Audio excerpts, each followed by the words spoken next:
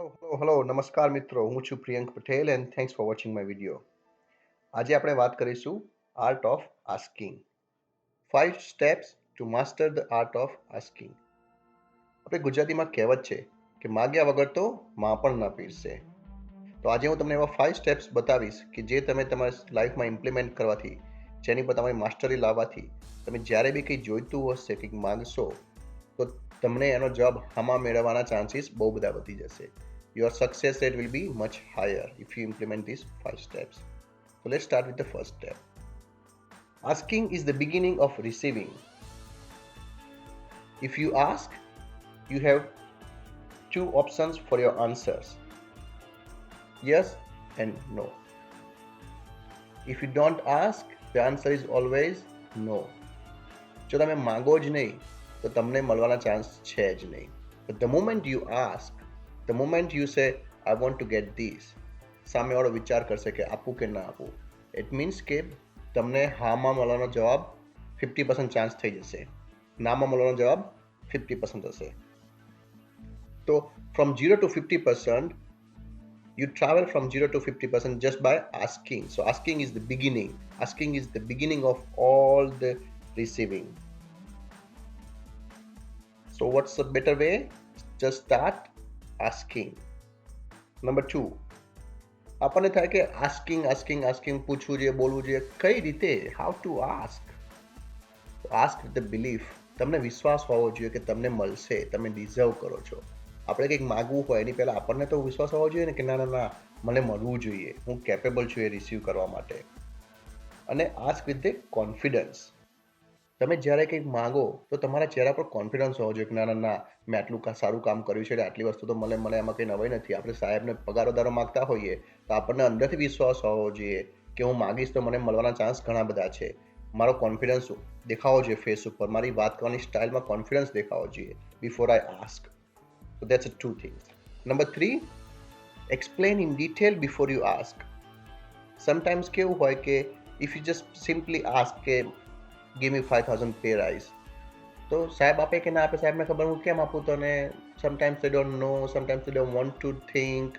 તો it's good to give some detailed background before you ask. જેમ કે તમે સાહેબને 5,000 પે રાઇઝ માગો છો, એના કરતાં એમ કહો કે સાહેબ મેં ગયા વર્ષે બહુ બધું કામ કર્યું હતું, આ 2 પ્રોજેક્ટમાં લીડ કર્યું હતું, એક્સ્ટ્રા વર્ક કર્યું હતું, અને આના કારણે કંપનીને આટલો બધો ફાયદો થયો છે. મારી સ્કિલ સેટ અને મારું જે એજ્યુકેશન છે એ પ્રમાણે જો માર્કેટમાં જવું તો કોમ્પિટિટર કંપનીઝ છે એ મને આટલો પગાર આપે છે, પણ I don't want to leave this company, I still like this company.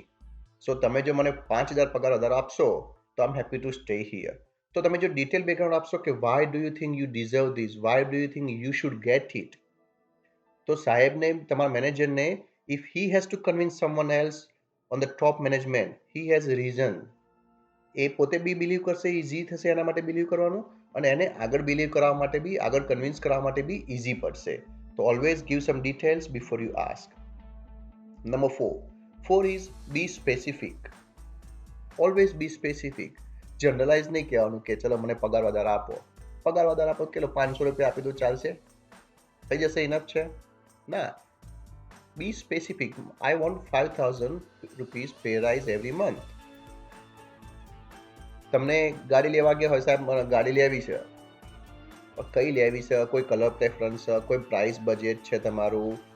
Give some specific details before you ask. Be specific, what do you want? So it's easy for you to negotiate. If you say 5,000, manager may be કે ના 3,000 આપું તમને, and you settle down on a 4,000. So if you start with the specific figures, then it's always good for you to go back and forth and negotiate and get most out of it. So number 5 is when to ask. This is most important. No matter how hard you work, તમે ગમે તેટલું કરો, ગમે તેટલું achieve કર્યું હોય, you have the proof, but તમે જે દિવસે માગશો એ દિવસે જો મેનેજરનો મૂડ સારો નહીં હોય, ઘરે ઝઘડીને આવ્યા હશે, કાં તો એમના મમ્મી પપ્પાની તબિયત ખરાબ હશે અને હોસ્પિટલમાં દાખલ કર્યા હશે, આખી રાતનો ઉજાગરો હશે, અને તમે સ્ટ્રેટ હવે ઓફિસમાં જઈને કહેશો મને 5,000 રૂપિયા પે રાઇઝ જોઈશે કેમ કે મેં આટલું કામ કર્યું છે. તમે બધા જ આગળના 4 સ્ટેપ્સ ફોલો કર્યા હશે, પણ number 5 when to ask a follow નહીં કરો તો your chances are very near to the zero.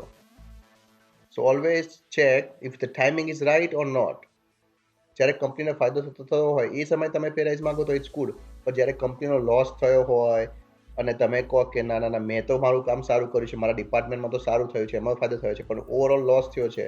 પણ જો તમે એ જ વખતે ન્યૂઝ આવે ઓવરઓલ લોસના, એ વખતે તમારું ડિપાર્ટમેન્ટ ગમે તેટલું સારું કર્યું હોય, તમે ગમે તેટલું સારું કર્યું હોય, માગો તો you will never get it. So timing is more important. So let's recap.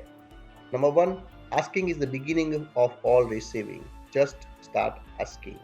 Number two, how to ask. Ask with the confidence, ask with the belief. Number three, explain in detail before you ask. Number four, be specific in what you want. And number five, when to ask. Timing is most important. Thank you for watching my video. See you next time, guys.